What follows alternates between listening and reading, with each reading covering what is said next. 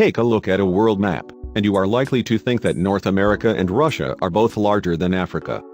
But in reality, Africa is 3 times bigger than North America and significantly larger than Russia too. This strange distortion has been explored by a climate data scientist at the Met Office who has created a 2-dimensional representation of what the world really looks like. His incredible map that shows that many countries, including Russia, Canada and Greenland, are not nearly as big as we think. The world map distortion is the result of the Mercator projection, the map most commonly seen hanging in classrooms and in textbooks, which was created in 1596 to help sailors navigate the world. The biggest challenge with creating an accurate map is that it is impossible to portray the reality of the spherical world on a flat map, a problem that has troubled cartographers for centuries. As a result, shapes of world maps have typically been diverse, ranging from hearts to cones. But the diversity gradually faded away with one model, invented by Gerardus Mercator in 1596, which surpassed the others. The familiar Mercator projection gives the right shapes of land masses, but at the cost of distorting their sizes in favor of the wealthy lands to the north. Mr. Neil Kay, a climate data scientist at Met Office, created an accurate world map that shows countries near the northern hemisphere are much smaller than people typically think. He did this by inputting Met Office data on the sizes of each country into ggplot, which is a data visualization package for statistical programming. He then created the final map using a stratigraphic projection.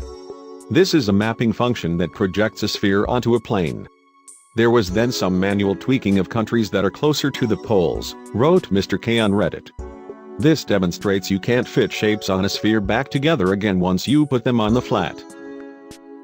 Mercator, March 5, 1512 to December 2, 1594, was a Flemish cartographer famous for creating a world map based on a projection which showed sailing courses as straight lines.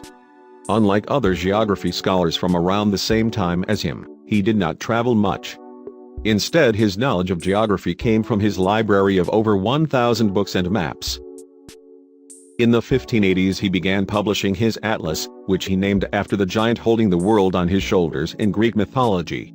In the Mercator projection, North America looks at least as big, if not slightly larger, than Africa. And Greenland also looks of comparable size. But in reality, Africa is larger than both. In fact, you can fit North America into Africa and still have space for India, Argentina, Tunisia and some left over. Greenland, meanwhile, is January 14 the size of the continent as can be seen in Gall-Peters equal projection, which provides the correct proportion of land mass to the continents. The map suggests that Scandinavian countries are larger than India, whereas in reality India is 3 times the size of all Scandinavian countries put together. As well as this, it seems the fact that our maps typically put north at the top is a mere convention, but has been accepted as correct in most of the world.